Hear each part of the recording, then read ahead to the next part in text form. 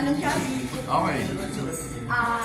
Alam naman na lahat na ikaw, praktisado na, sanay ang experience mo sa as a public servant. Bakit ngayon ka lang tatanong, senador? Dapat Isa na number one rason, dahil napatahimik ko ang aking lalawigan, papasalamat ako sa aking mga kabayan, at napayaman ko, kami na ang pinakalimang mayaman sa buong bansa, at mas mayaman pa sana kami kung maaprubahan yung kinain ng mga anak ko. 50 taon lang inantay ko, hindi ko mantay-antay yung economic zone. Yan yung bill. Kung maaprubahan yun sa pamilalawigan, mas maganda pa sana, mas mayaman pa. Dahil hindi ako binibigyan dito, binabara palagi sa Senado, kaya ako tumakbo para sa Senado. Ngayon, ang ginawa ko, nagtayo ako sa Korea. Sayang nga eh. Sayang. Lahat ng factory ako ngayon, may malaki yung factory doon, lahat ng klase. Electric vehicles, submarino, overcraft, or plano. Aside from that, doon ako nagtayo ng, marami doon fast-track plants. Pero ngayon, nagtayo na ako ng economic zone sa Korea. Dahil wala dito, hindi ako makakuha. Ngayon, noong December 9, nagbalik ako rin, kumuha pa, binigyan pa ako ng isa pa.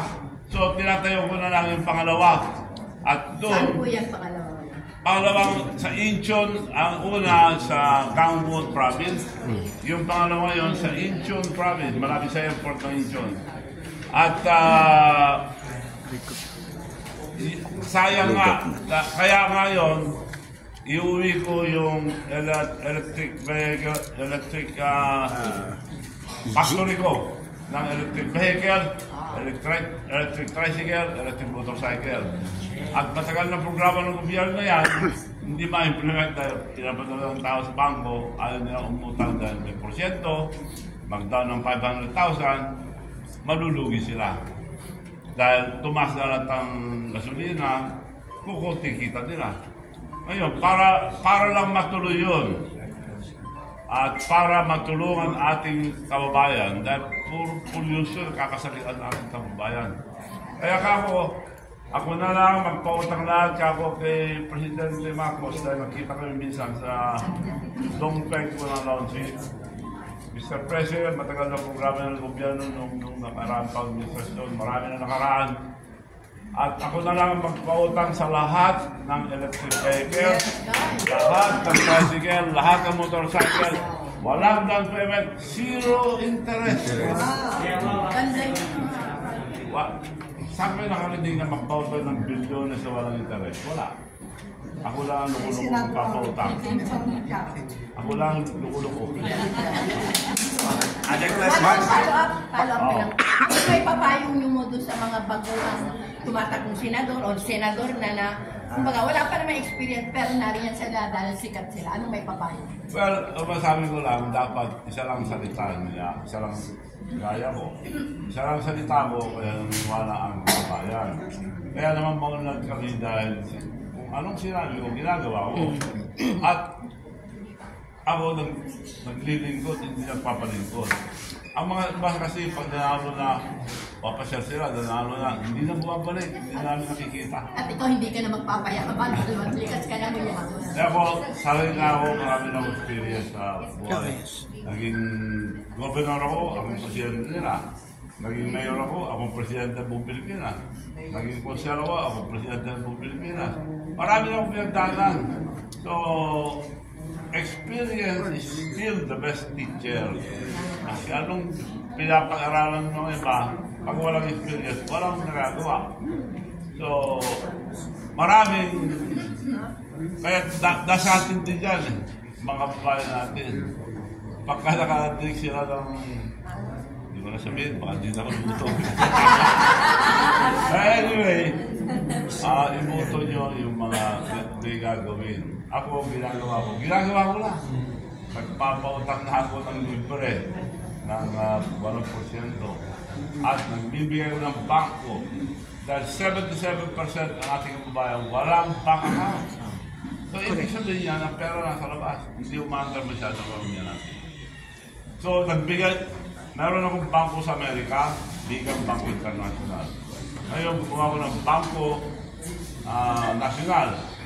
Online. Hindi ka na pupunta sa bangko, download mo lang, picture mo sarili mo. Nasa Facebook ko, sundan niyo yun. Picture yung sarili niyo, meron na kayong bank account. At kung may bank account ang mga taong bayan, hindi na pupunta pa sa bangko kailangan. Like yung mga negosyante sa mga pulisya, sa bangko, para magbayad sa mga sa Mesira. Magkantay pa doon. Babae, magliligo, magliligo pa. Tricycle pa. Eh dito, sa bahay lang, telepono lang. Isang pindot lang, bayad na. O pakita nila, sell, bayad. So, very convenient. Makatulong na malaki sa mga malilang negosyante at mga overseas workers natin na kawawang nagtatrabaho. Iwalay pa sa pamilya. Pag nagpadala sila ng pera, pupunta sa lalabas, sa taxi, magbabayad. May bayad yun. Yung tatanggap, pupunta rin sa bangko, magkunin, magbabayad pa. Pag di bank to be bank, tinanggal ko lahat ang service fee. Walang bayad, libre. Tulong ko sa ating mga kababayan, tulong ko sa ating mga overseas workers. So yun lang. Ano pong plano sa showbiz mo, sir?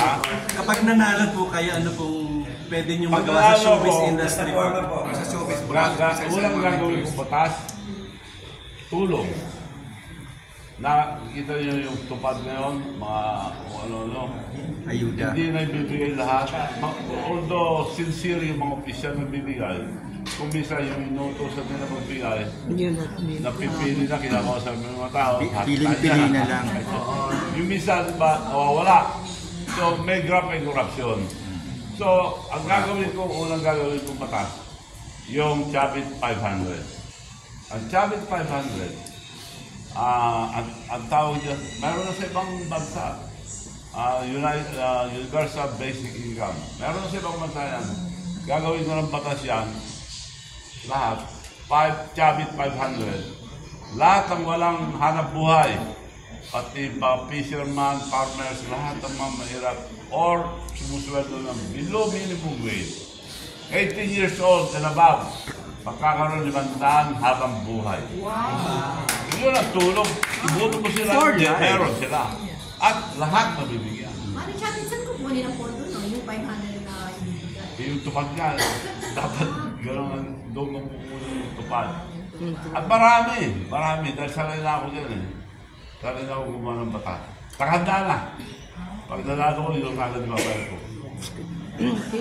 Like, marami ang tanong doon na, ako, saan ko rin kukunin pondo pang mundo ko? Ako bahala ako dahil ang pera kasi, pag hindi mo ginastos dito sa'yo.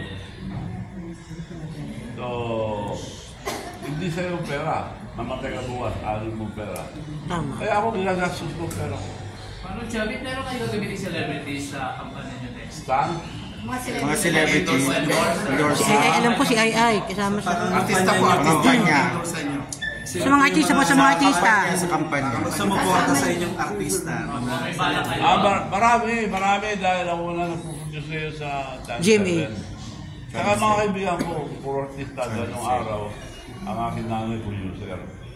So, nagpupuntos ako yun sa JP7. At sa mga private, kung gusto nila, ako na pupunto. Kaya gusto ko tulungan ang ating movie industry para gumanda. Dahil kasama kong Korean at saka mga US na kaibigan ko, gusto magtayo. Ngayon, lately, nagpunta ako sa Korea, inimbita ako naman, marami na akong kaibigan doon. Yung pinaka-popular na actor doon, si Mad Dong-sok, yung big fan, nasa Netflix yan. Inimbita ako, gusto niyang gumawa ng studio rito, parang Hollywood, at dito gagawa ng film. Wow!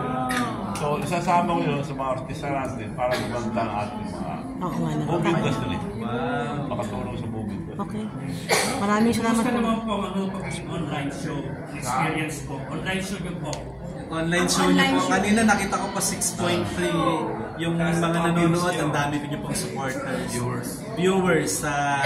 Bakit po yung online show po niyo? Facebook. Dapat i-share nyo yun dahil malaking tulong hindi sa papremyo, hindi sa ano man dahilan. Pero most important, i-share nyo dahil makakatulong sa ating ekonomiya, makakatulong sa mga negosyante, makakatulong sa mga overseas workers. Kaya dapat i-download yun at i-share nyo sa lahat para lahat magkaroon.